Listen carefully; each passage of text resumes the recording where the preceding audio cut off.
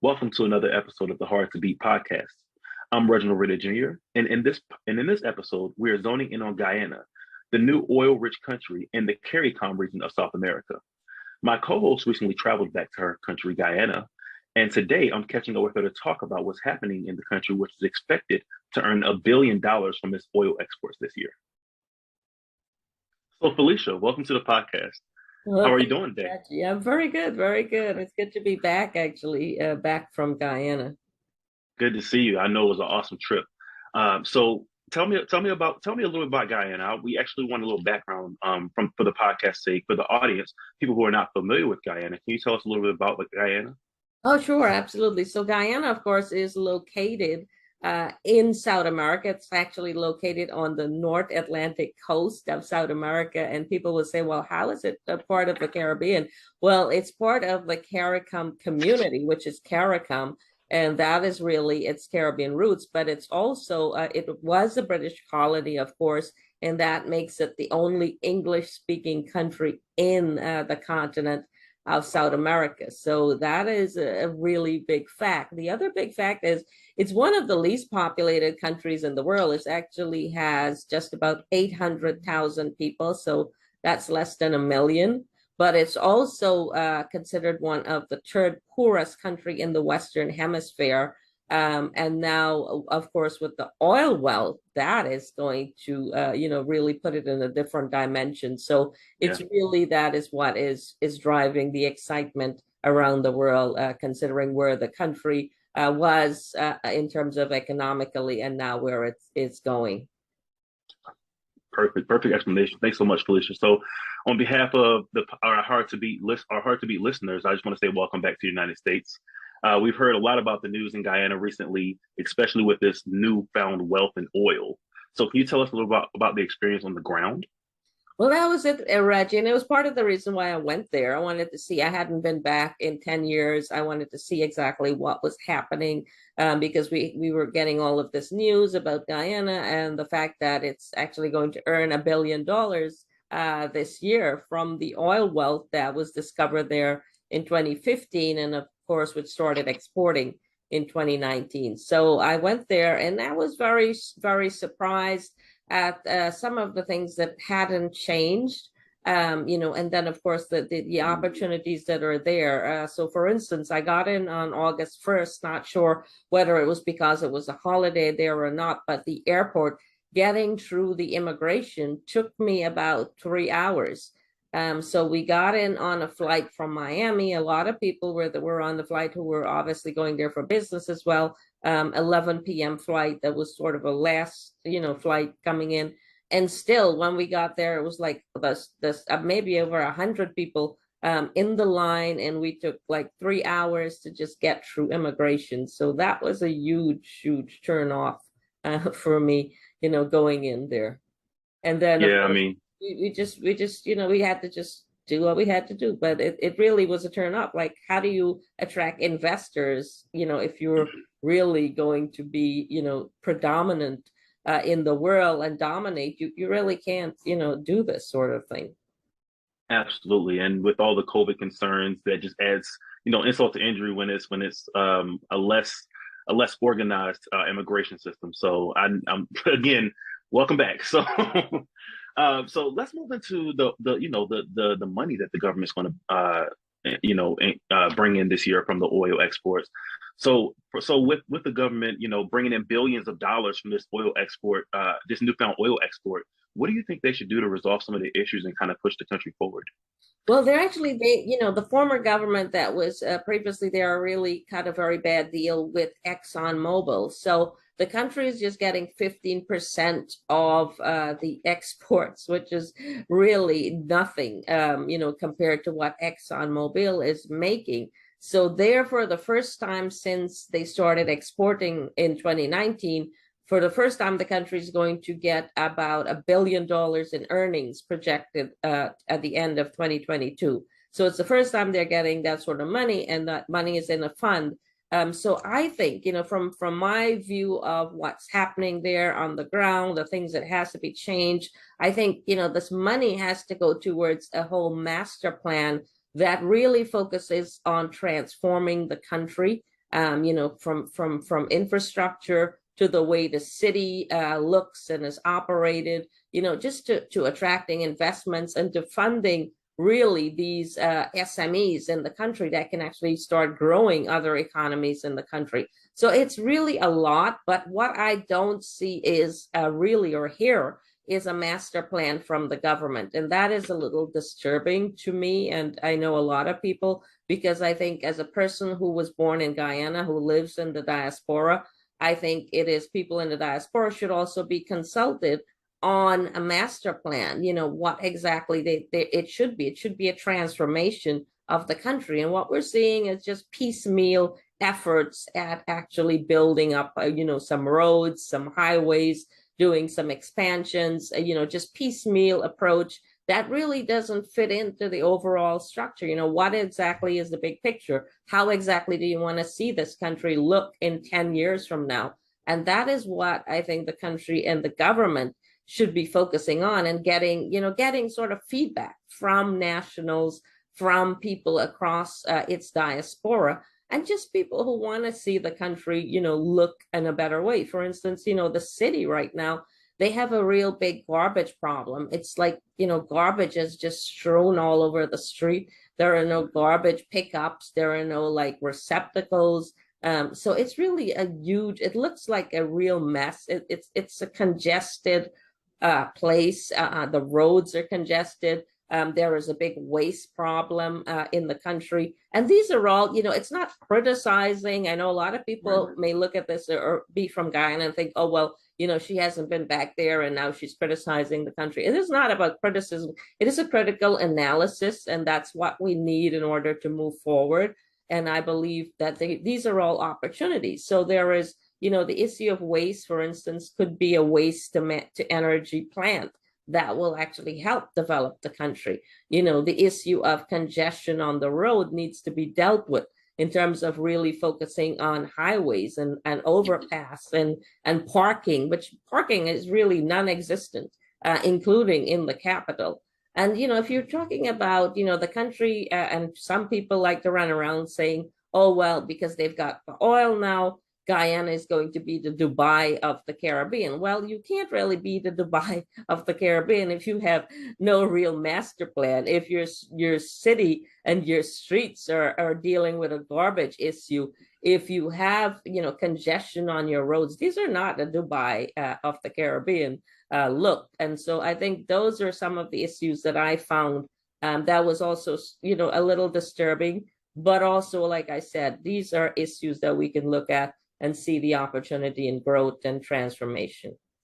Yeah, it's interesting that you brought up Dubai. I recently traveled, and I hear people, talk about Dubai a lot, of it being a developing country and all this other information. I believe that, I do see some great things for Guyana. I'm extremely excited about this new multi-billion-dollar initiative in the rich oil finds that they were able to acquire, or already had acquired and found.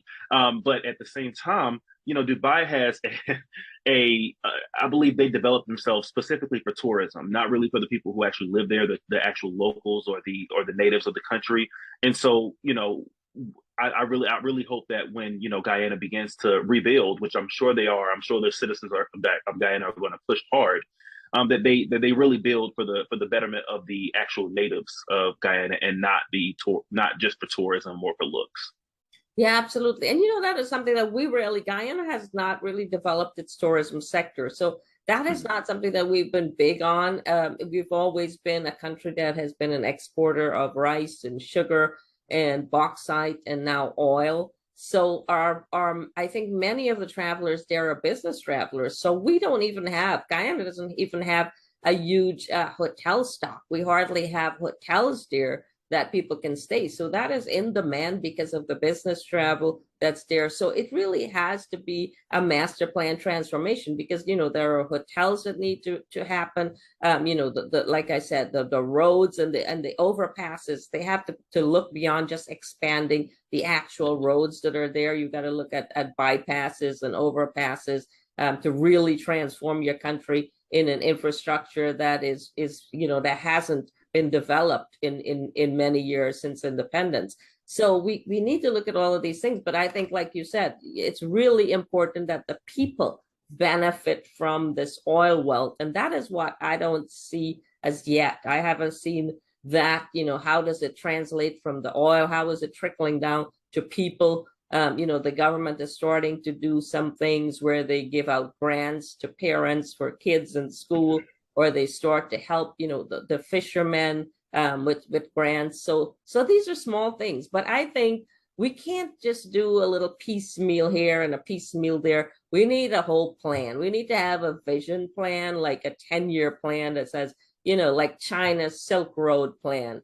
You need to have a Guyana transformation plan. You have input from people who were born there, who know the history, who can really talk to listen. We've been exposed, to the first world, how they do business in terms of digitization, in terms of how you deal with flooding. Get input from the Dutch, who are very well familiar with countries, because Reggie, Guyana is actually below sea level. They're 6 feet below sea level. So that is an issue that they are constantly dealing with, is keeping the water out and flooding across the country. And as a country, with oil now, with the wealth coming in, you really can't keep having the same issues that you used to. You can't keep having blackouts, like we call them, which is the power going out in the middle of the day or in the night. It's all dark because the power has gone out. You can't be an oil-rich country and still having blackouts in 2022. That is not going to fly. And so that's why I am such a strong believer in, listen, you've got to come up with a plan. You've got to get input from people. It can't be just the government's plan. It has to be a Guyanese plan where people like really can submit feedback and say, hey, I think this is what, and then you take the best of that and you come together, you create a plan, and then you work towards that, in different areas. For instance, the small to medium enterprises, there's so many creative people with all kinds of talented products that can even become a line of export, but they lack access to capital. Now, if you're a country that has come into this wealth, you need to put the fund together that really would now just support these people, grow their business, show them how to grow their business, teach them what they need to put together, and really start growing that. Because from those small to medium enterprises, you never know, you can have a huge enterprise come out of that pool, just like with any VC, you have to invest in your own. And so that is really what I see the country is lacking in terms of that real big vision. And we really need to focus on it. People who are for the government, they say, oh, well, you're being too critical. People who are against the government, they're saying, yeah, you're right on point. But I'm not for or against the government. I'm for the country. I'm for the people. I am for transformation of Guyana. And I believe this is the time. You can't let it slip by, because Exxon is not going to stay in Guyana forever. And that is a fact. The minute that they feel that they've made enough money, they're going to go on, and that's it. They don't really care. They've done it all across the world, and left really huge tragedies in their midst in terms of environmental issues. So I think Guyana has to really hit while the nail is hot on the head, and make sure that they're really taking advantage of this, and making sure the people and the country benefits, and not just, a few politicians or a few people who are in position to really, benefit from the wealth.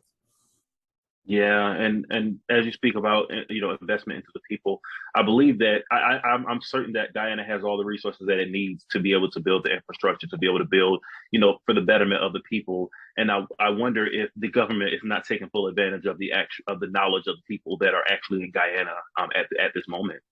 Well, I think there is definitely has been a brain drain of that talent. So I don't know, the talent pool locally is not as expansive, but obviously there are here in the diaspora, whether it's the US Guyana diaspora, or in the UK, or in Canada, or in Europe. And Guyanese are all over the world. And like many people across the Caribbean would tell you, the major export of Guyana has been over the years is its human talent, because Guyana has always been the brains, I believe, of the Caribbean region. We have some of the brightest and the best people out of Guyana. Many have left the country, So they're all over. You know, we've got the architects, we've got the engineers, we've got people on Wall Street, we've got the doctors, the lawyers, everybody that you can think of, we have exported, and they're doing very well across the diaspora. All the government has to do is to really put out a call and make sure that they're included in a plan, but also make sure that you say it is a vision plan. You know,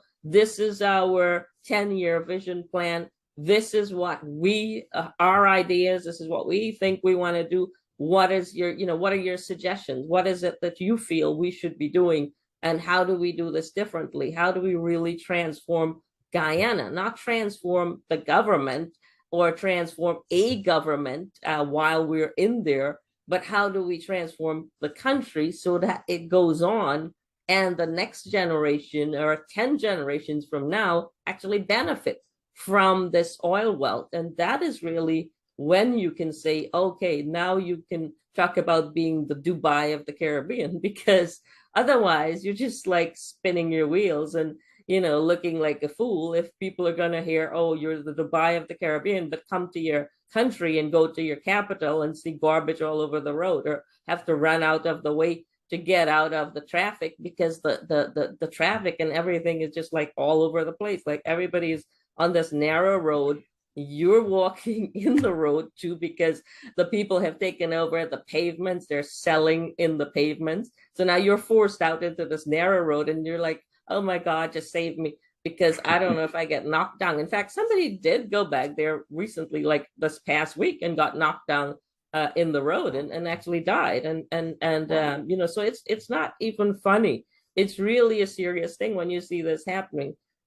So it's really that. And I think also this waste problem, people are building these humongous structures. So that's another thing. They have these huge concrete structures that they're building all across the country. So they say, oh, that's progress. We've got progress. You see, we're building. You see all this construction happening. But to me, that's not really progress, because then what's happening is that the people who are building these buildings, they're taking the waste from them, and then they're going overnight while people are sleeping and dumping them in their parapets all across the countryside of the country. So you wake up early in the morning and you will see like this, all this old sinks and old carpeting and all kinds of nonsense dumped in front of your gateway. And you're like, where did that come from? You know, but that's what's happening because there is no waste, you know, disposal service. So that's a really big thing they have to look at. Of course, they have to look at the power, because the power keeps going in and out. You know, blackout comes in the night. People are like, you know, it's hot, it's crazy. You know, and then there is the crime issue that has to be curbed, because people are still, it's still an economic, and you have to really make sure that you're focused on that safety net as well. So there has to be a safety net that's put in place to help, you know, that population. And I think if you have less than 1 million people in a country, and you're telling me that you have $1 billion. Now, to me, everybody in this country in the next 10 years should become very wealthy, because you don't have a whole lot of people. If everybody should be a millionaire in this country, because if you've got billions of dollars, then it should be no big deal. Everybody should become a millionaire, sorry, in the country. If you've got 800,000 people, that's not a lot of people at all. So are you speaking of just kind of comparing it to something that we hear about here in the United States, like a UBI, like a universal basic income, that the government should kind of spread across the people of Guyana, and you know, to make sure that they are at least getting a part of the pie, a part of the land's you know, income? I think so, Reg. I think especially, I'm not saying that you should just let people just be lazy and, you know, and obviously sit around waiting for welfare. But there are people who really need it, you know, and I think those are the people who should get like what we call welfare here. They should get some sort of, you know, income every month if they're just can't make it. But at the same time, you also need to have training that helps them to elevate themselves, and they have to do it. They can't just sit and wait around for welfare for the rest of their lives. And then you have also, if they have a skill, if they have something that they want to create, there must be a way for them to go to an agency and say, okay, I've got a product here, I'm ready to do it. how can you help me do this? How can you help me take it to market? How can I get access to capital to now sell this product and grow this product? And there are lots of people who are doing it. There are people who have like coconut water that they do. They've got hot sauce. They've got, I got like some coffee that I brought back, very well packaged, everything. But, of course, these are micro industries. So you need to focus on growing those industries. And I think that is really what a lot of it has to go towards as well. Of course, the agricultural industry is a big industry there. There has to be focus on also making sure that the country can feed itself, because you can't live on oil. Nobody can live on oil. It's that is not going to happen. And food insecurity is a big deal across the whole Caribbean region. So if Guyana can get back to that agricultural breadbasket that it was in past years, I think that would really help the country also have like another line of export that they can depend on. And so nobody's just sitting around waiting for oil, because I don't really think oil is going to go on forever. Good, good. Okay, so I was about to move on to a new topic, but then something you said sparked an idea in my mind. So as we talk about the transformation of Guyana and the betterment of the people, and building up the infrastructure, the roads, ensuring that the electrical system is up to date and standardized. Um, as every country would kind of agree, you kind of have to maintain that main fabric and that main culture of whatever we're talking about. Specifically, right now we're talking about Guyana.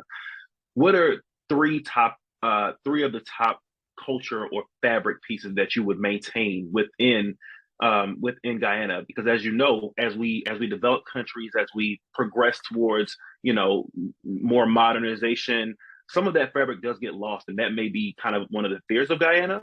What are the top three fabric pieces that you would keep within Guyana? Well, I think Guyana has a very strong cultural identity, because it has, six different races of people and different cultures. And so each bring their own culture to that melting pot. And that is what has become, quote unquote, Guyanese.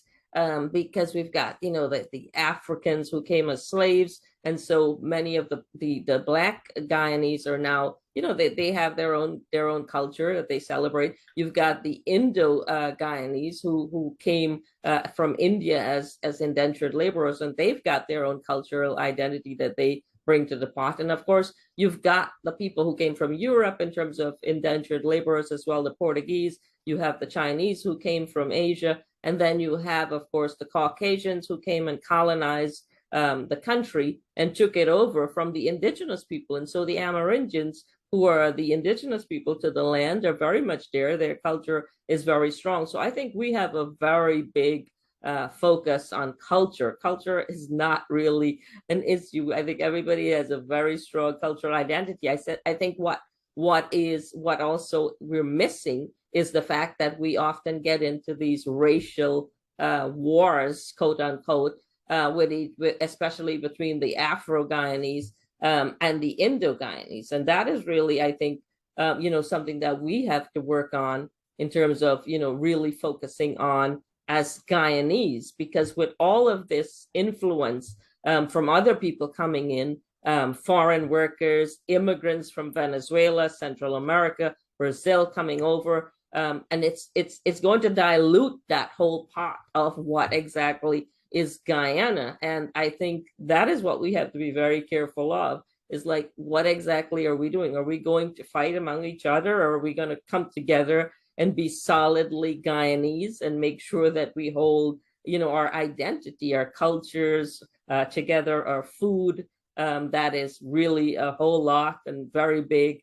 So I think that is really what that is really their fabric that they have to hold on to very strongly. And that is something that's really weak in terms of that racial divide that you see, especially at elections in the country, where the politicians, play both sides that are majority there. And then they peg each other against each other. And next thing you know, there is like pretty much everybody is suddenly racist.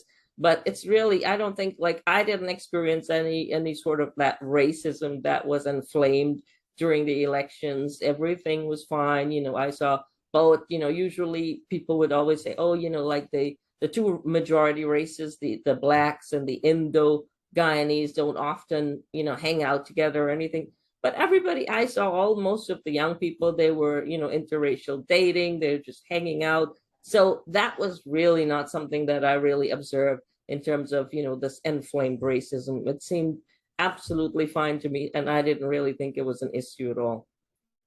Well, that's amazing. I mean, it's good to see. We have as you living in America, you know that we have those same issues of becoming one American versus as one Guyana. So definitely have the same issue here. Yeah, absolutely.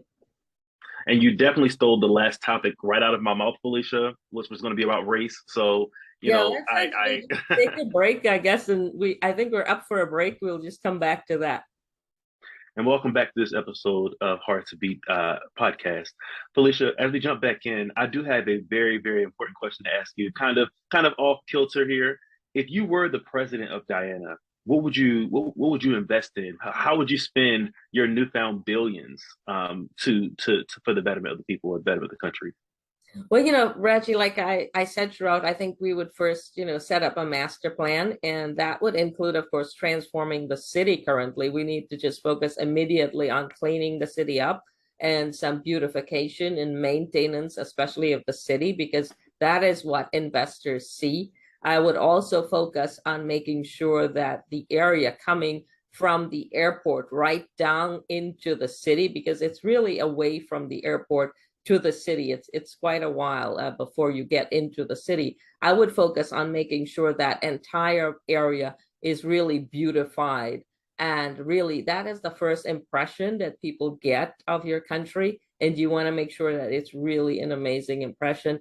The other impression I would work on first, of course, is the immigration that I talked to, is making sure that it is seamless and it flows. And if you don't have the resources to do it, then I suggest you privatize the airport and make sure it's a public-private sector partnership where a major airport operator, like they do in Jamaica, can come in and actually run the airport seamlessly. So it really reaches that international standard that you're about to get. The other focus I would do immediately would be on the waste management, because that is crucial. You need to make sure there are, tremendous waste disposal across the country. And then I would look at the poverty level, because that is really key. People are suffering and you don't want that. You want to help as much people as possible. So you need that social safety net system in place that would really help those people, whether they're poor people, there are people who are older who are begging in the marketplace. I mean, you go into some of these markets and people are just begging.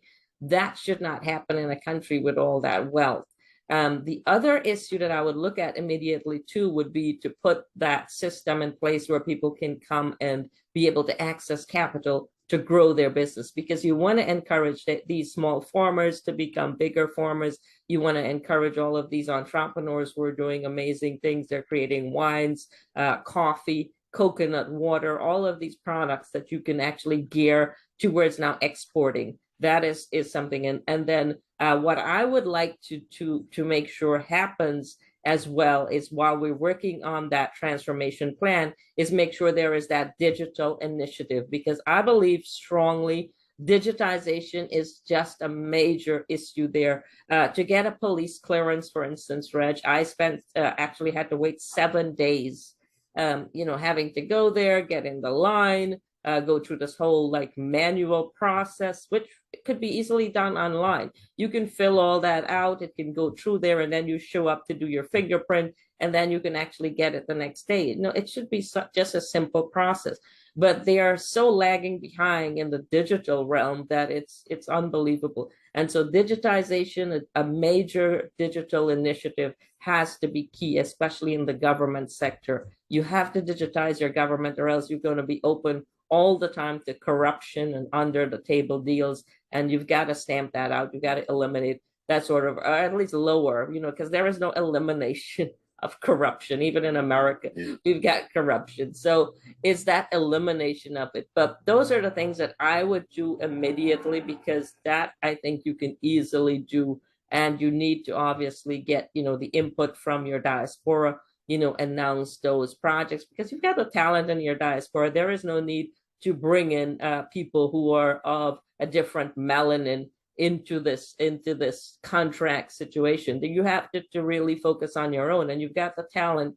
to really drive this all across your diaspora. You just need to, issue the contracts properly, make sure people can bid easily and get the access to what they're doing, and not be in some cumbersome process, because right now it's way too cumbersome to even invest in Guyana. The time it takes, the amount of red tape you have to go through, it's really not, it doesn't augur well for the future of the country, and that has to be fixed. Yeah. Perfectly stated, Felicia. You hit on all the topics that that we talked about earlier, and I can tell that you have an unparalleled love for Guyana, and that is refreshing to meet someone who has such a love for their country like you do. Speaking from an American perspective. So, so last but not least, Felicia, we have a lot of people listening out there. If viewers want to invest in Guyana, what are some tools that they can utilize to invest?